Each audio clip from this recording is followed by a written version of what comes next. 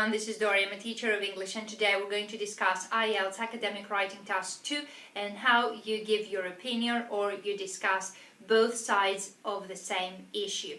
Generally speaking, when the topic ends with these two sentences, either discuss both views or discuss both views and give your opinion, then you should express arguments of both sides of the same issue, of both different sides of the same issue, or give your opinion if you're asked to do so. You may not.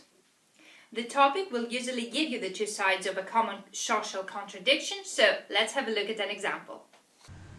Okay, let's have a look at the topic with the two sides. Let's read it. Some people think that today's use of social media has an irreversible negative impact on human relationships. Others believe that the use of social media has brought people together and has made social interaction easier. Discuss both views or discuss both sides and give your opinion. You're going to see one of them only. Either this one, discuss both views, or discuss both sides and give your opinion. In this lesson, we're going to see what you're going to do in both situations. But first things first, you read the topic carefully as we did, and you identify the different sides. In this example, the first view is that some people think that the use of social media has an irreversible negative impact on relationships, and others believe that the use of social media has brought people together and has made social interaction easier. So they are two sides for the same topic, and they are different, of course. So even if the topic asks for your opinion, in these kind of essays, you do not give your opinion in the introduction. No, instead, you paraphrase the two sides of the matter generally, and that's it. For example, let's have a look at an introduction you could write. There is no doubt that nowadays the role of social media is very important, as it has become an essential part of our daily communication with other people. However, it remains a matter of debate as to how beneficial or damaging this spread of social media is for human relationships. So as you can see, you just presented both views paraphrased in a single paragraph. And you don't give your opinion, it is just a general paraphrase of the topic.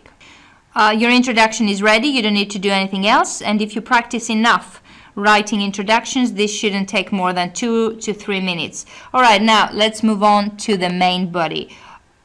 Let's just say that the topic didn't ask for your opinion at all. In this case, you never give your opinion. You use the first paragraph of the main body to expand the supporting point of the first side, and the second paragraph of the main body to analyze the opposing view. The next thing you need to do is to find arguments that support each idea. So it would be very useful to take down some notes here. So think of a point that supports the first idea and a second one that supports the second idea. And now it's time to use these notes in order to write down your essay. So let's have a look at our notes. What you could say, these are two arguments in the form of notes. These are not paragraphs, mind you. So let's see what your notes could look like. So in your first paragraph, you could write something about, let's read the first argument. Social media has actually brought people closer because now you can instantly communicate with other people from all over the world. So let's just say that this is your supporting argument for the first idea, for the first opinion. You may start your paragraph with a linking phrase. On the one hand, it is true that, whatever you want. You expand this idea a little bit and you give an example. And then after that, you're ready to move on to the supporting view of the other side. You can start your second paragraph on the other hand or an opposing linking phrase. And let's see the notes for the second paragraph, the argument of the second paragraph. When the use of social media is excessive, it can have a negative impact on human relationships as interaction depends on a computer screen. You analyze this point a little bit more. You give an example, and your second paragraph is complete too. Now it's time for your conclusion. So again, you summarize the two supporting arguments you used in your main body, rephrased so as to avoid repetition and to wrap up your essay smoothly. So here is an example conclusion. Let's read it. In conclusion, daily use of social media has undoubtedly changed the way people communicate and made their lives easier to some extent. However, it is vital not to forget that lack of personal interaction can have damaging consequences on relationships. That's it. Now, in case the topic asks for your opinion, you take two options. Either you incorporate your opinion in the paragraph that you agree with, and you usually do this in the second paragraph, or you add an extra third paragraph if you have another point to make and have lots of things to say. Basically, that's it. Accordingly, in your conclusion, you add your opinion.